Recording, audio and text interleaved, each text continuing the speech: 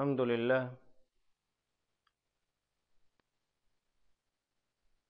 للہ وحدہ والصلاة والسلام علی من لا نبی بعدہ۔ اعوذ باللہ السمیع العلیم من الشیطان الرجیم۔ بسم اللہ الرحمن الرحیم۔ تیسرا پارہ سورہ آل عمران اور آیت نمبر 33۔ ان اللہ اصطفى آدم ونوحا وآل ابراہیم وآل عمران علی العالمین ذریۃ بعضها من بعض واللہ سمیع علیم۔ اذ قالت امرأة عمران رب انی نذرت لك ما في بطنی محررا فتقبل منی انک انت السمیع العلیم۔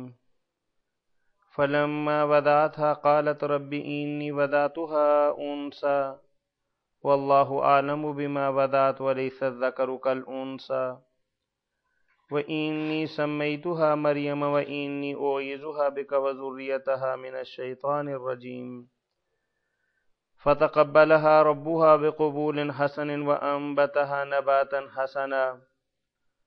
وكفلها زكريا كلما دخل عليها زكريا المحراب وجد عندها رزقا قال يا مريم أنى لك هذا قالت هو من عند الله إن الله يرزق من يشاء بغير حساب۔ هنالك دعا زكريا ربه قال رب هب لي من لدنك ذرية طيبة إنك سميع الدعاء۔ معزز خواتین و حضرات،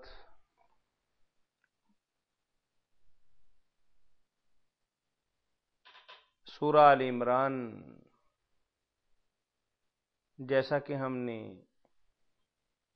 سورت کے ابتدائی اور تمہیدی کلمات میں ہم نے ذکر کیا تھا کہ آل عمران اس سورہ کا نام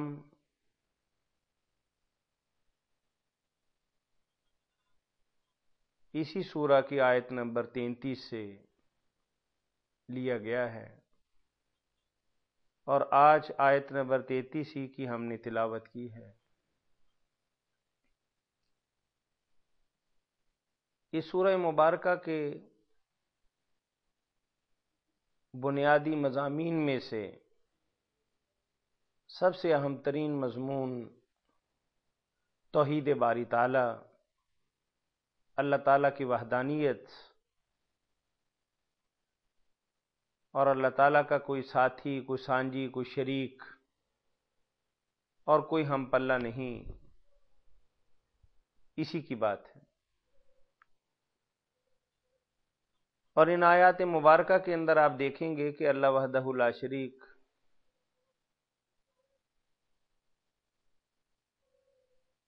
ایک بات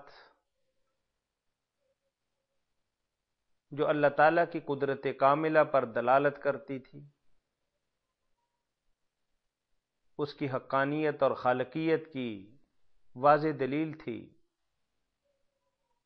اور اللہ کے اس کرشمے کو، معجزے کو اور مہربانی اور عنایت کو بجائے اللہ کی طرف منسوب کرنے کے لوگوں کی طرف منسوب کر دیا۔ عیسیٰ علیہ السلام بن باپ کے کیا پیدا ہو گئے کہ نعوذ باللہ لوگوں نے ان کو اللہ یا اللہ کا بیٹا بنا دیا، اور ان کی والدہ مریم علیہ السلام بغیر شوہر کے باقی سارا وہی پروسیس حمل کے، وضع حمل کے مراحل میں سے گزریں، اور صرف ایک غیر فطری عمل کے باعث کہ چونکہ اللہ وحدہ لا شریک نے ایک نشانی کے طور پر، ایک معجزے کے طور پر، ایک علامت کے طور پر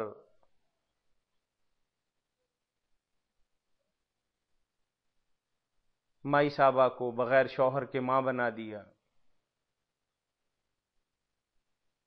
اور لوگوں نے بات کا بتنگڑ بناتے ہوئے بی بی مریم کو اللہ کی بیوی نعوذ باللہ بنا دیا۔ مریم علیہ السلام کا قصہ بھی بڑا عجیب، اللہ تعالیٰ وحدہ لا شریک انہی آیات کے اندر بڑی تفصیل کے ساتھ ایک ایک جزئی کو آپ دیکھیں گے کہ اللہ تعالیٰ نے موتیوں کی طرح پرویا ہوا ہے کہ بی بی کی زندگی، اس کے والدین کا ذکر، اور خود بی بی کی اپنی پیدائش، اور اس سے پہلے مریم کی والدہ یعنی عمران ابن ماتان کی بیوی کا ذکر خیر فرماتے ہیں کہ ہماری ایک نیک بندی، اللہ نے یہاں ان کا ذکر نہیں کیا، صرف امرات عمران کہ عمران کی مسز نے چونکہ اللہ والی تھی، اللہ کو ماننے والی تھی، اللہ کی وحدانیت کا اقرار کرنے والی تھی، اور اللہ کی بندگی پر کامل یقین رکھتی تھی،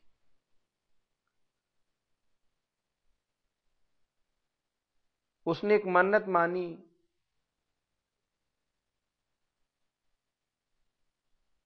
کہ اب جو مجھے حمل ہوا ہے،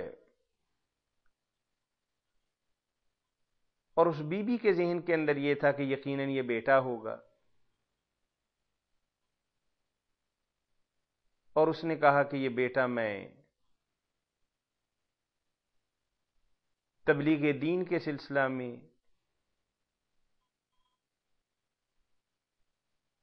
وقف کر دوں گی،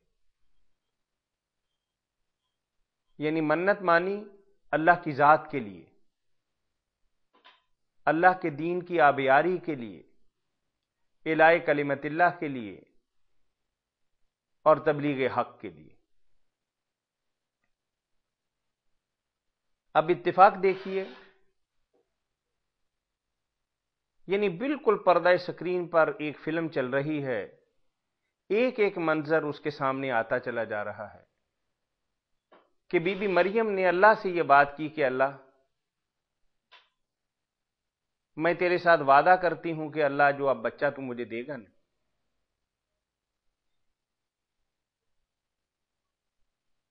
یہ بیت المقدس کے ساتھ خاص کر دوں گی، یہ وہاں جائے گا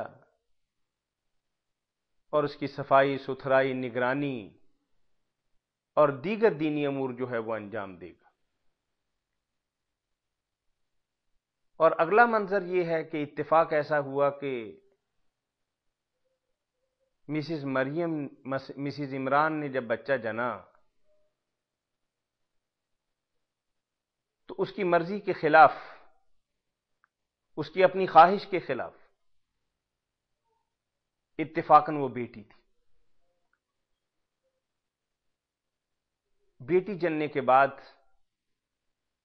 عمران کی بیوی ظاہری طور پر بہت پریشان ہوئی۔ اب یعنی بالکل ایسے لگ رہا ہے کہ جیسے بہت قریب ہو کر ایک آدمی کسی سے بات کرتا ہے، قرآن بالکل ایسی تصویر کشی کرتا ہے کہ عمران کی بیوی اللہ سے کہتی ہے کہ اللہ، میں نے تو نظر مانی تھی کہ میرے بیٹا ہوگا، تو چونکہ یہ عبادت گاہوں کا، درس گاہوں کا، تبلیغ و رسالت کی جو ذمہ داریاں ہیں یہ مرد ہی ادا کرتے ہیں، اور میں نے تو بیٹی کو جانا،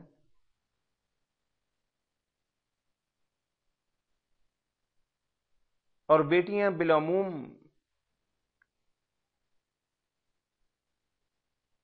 مساجد اور معابد کی ذمہ داریاں نہیں سنبھالتی۔ اگلا منظر یہ آتا کہ اللہ وحدہ لا شریک کہتے ہیں کہ کیا ہمیں نہیں پتا کہ تو نے کیا جنا؟ فَتَقَبَّلَهَا رَبُّهَا بِقَبُولٍ حَسَنٍ، تیری نیت، ارادہ اور خواہش بڑی ہی پاکیزہ تھی، اور ہم نے تیری خواہش کو قبول فرمایا۔ چلو اب بیٹی آ گئی ہے تو بیٹی ہی بیت المقدس کی نگران ہوگی، اس کی نگہبان ہوگی اور دین کے علمبرداروں میں سے ہوگی۔ اب وہاں ایک اور واقعہ رونما ہونے والا ہے جس کی طرف اللہ اشارہ کرتے ہیں کہ یہ صرف ایک اکیلا واقعہ مریم علیہ الصلوۃ والسلام کے ساتھ، عیسیٰ علیہ الصلوۃ والسلام کے ساتھ جو پیش آیا، یہ کوئی انوکھا معاملہ نہیں ہے۔ ابتدائی آیات کے اندر دیکھیے کہ اللہ وحدہ لا شریک نے آدم کا ذکر فرمایا کہ بھی تم باپ کی بات کرتے ہو، یہاں ماں بھی نہیں، اور پھر اگلی واقعے کے اندر ایک اور بات اللہ کرتے ہیں کہ ظاہری طور پر ماں باپ ہیں، لیکن جو نظام فطرت ہے، جو ہمارا دنیا کا قانون ہے، وہ بالکل فیل ہو جاتا ہے، لیکن پھر بھی اللہ قدرت کاملہ رکھنے والے ہیں، نتیجہ اس کے الٹ دے رہے۔ مریم علیہ الصلوۃ والسلام اتفاق سے ان کی والدہ نے ہیکل سلیمانی کے لیے اپنی بیٹی کو وقف کر دی۔ زکریا علیہ الصلوۃ والسلام جو موسیٰ علیہ الصلوۃ والسلام کے بڑے بھائی ہارون کی اولاد میں سے تھے،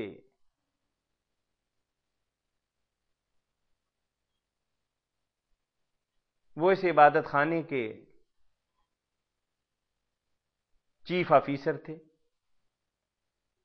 اب مریم علیہ الصلوۃ والسلام کے لیے ایک حجرہ وقف ہو گیا، اور رشتے میں یہ اتفاق سے بی بی مریم کے خالو بھی تھے۔ اب مریم علیہ الصلوۃ والسلام ہیکل کے اندر رہنے لگ گئیں، کمرہ ان کے لیے مختص ہو گیا۔ اس زمانے کے دستور کے مطابق اللہ کی وحدانیت کا راگ الاپنے لگ گئی۔ زکریا علیہ الصلوۃ والسلام